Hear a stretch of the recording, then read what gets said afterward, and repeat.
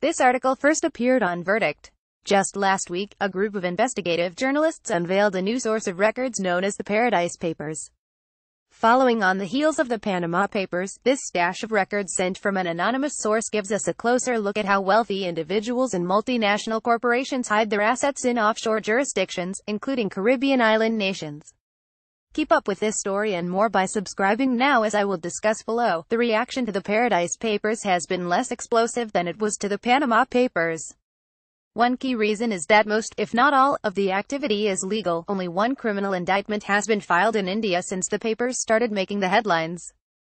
By contrast, the Panama Papers led to the arrest of the law firm partners at the center of the controversy for money laundering relating to illicit activities. The Panama Papers may simply be a brief Lifestyles of the Rich and Famous mini-series.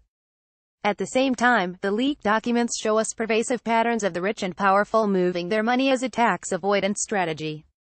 It may be highlighting to the less powerful citizens in many countries that while their taxes are going pay for police, roads, and essential services, others who can move money and often change citizenship are not always sharing the burden. We are still in the early days of revelations, however, and the sheer number of names linked to the papers may lead to further pressure for regulatory reform. What are the Paradise Papers? The Paradise Papers is the name for a leak of more than 13 million files, which span a period from 1950 up to 2016. Of those roughly 13 million documents, 6.8 million are linked to one law firm, Appleby, an offshore legal service provider. It has offices in such prime offshore locations as Bermuda, the British Virgin Islands, the Cayman Islands, Isle of Man, Jersey, Guernsey, Mauritius, and Seychelles, as well as the bustling financial centers of Hong Kong and Shanghai. Its trust arm was subject to a management buyout and is now called Astera. Appleby reportedly has 31,000 or more American clients. The papers also include records from 19 corporate registries located in offshore secrecy jurisdictions such as Malta, the Cook Islands, the Cayman Islands, and Vanuatu, to name a few. The high concentration of Caribbean island states is the link to Paradise. St. Helier, on the British island of Jersey, on November 9, 2017. The Channel Island of Jersey has come under the spotlight with the publication of the Paradise Papers, highlighting its status as a tax destination for multinational companies. A Crown dependency, Jersey is not part of the United Kingdom and does not have any representatives in Westminster, instead being administered by a local assembly. However, it still recognizes Queen Elizabeth II as its head of state. Ollie Scarf of BGT. These papers were received by the German newspaper Süddeutsche Zeitung, SZ, who had previously received the Panama Papers. SZ partnered with the International Consortium of Investigative Journalists ICIJ, a US-based collaborative, to coordinate a global dissemination of the documents among other journalists. This led newspapers such as the New York Times to provide front-page coverage of key discoveries. What do the papers reveal? The papers provide a sneak peek at how major companies and wealthy individuals, political oligarchs and celebrities, stash their money.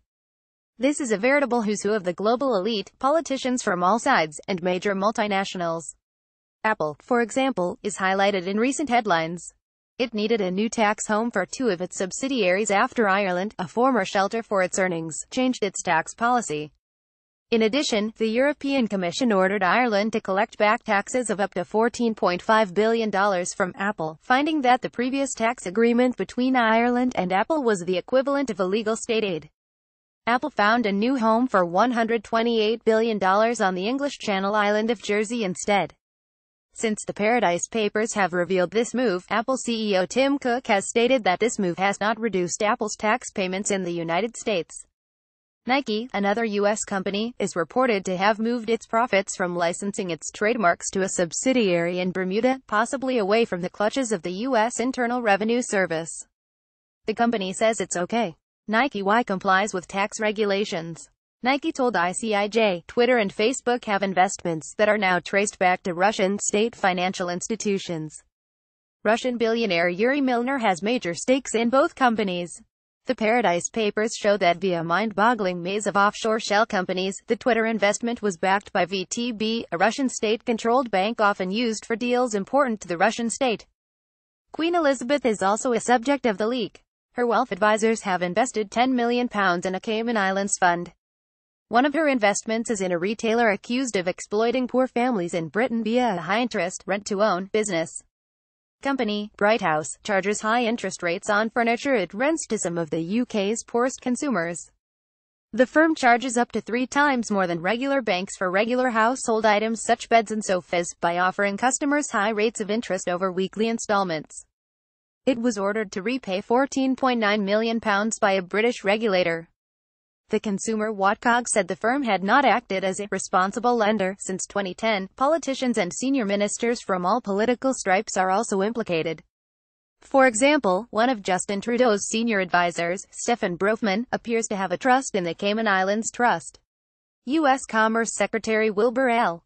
Ross Jr. has retained investments in a shipping firm he once controlled that has business ties to Vladimir Putin's son-in-law. Hollywood is also not excluded from the party. Names such as Bono from U2 and Madonna have also been leaked. It's surprising to see someone like Bono, who has long campaigned against the tyranny of foreign debt on developing nations, to have investments tied in offshore funds. As those named in the papers contend, it's legal. But it isn't a victimless act when companies and the wealthy shield their money from governments. What's different? Panama versus Paradise. Panama is considered the black sheep of the offshore world. Experts describe it as one of the least improved tax havens.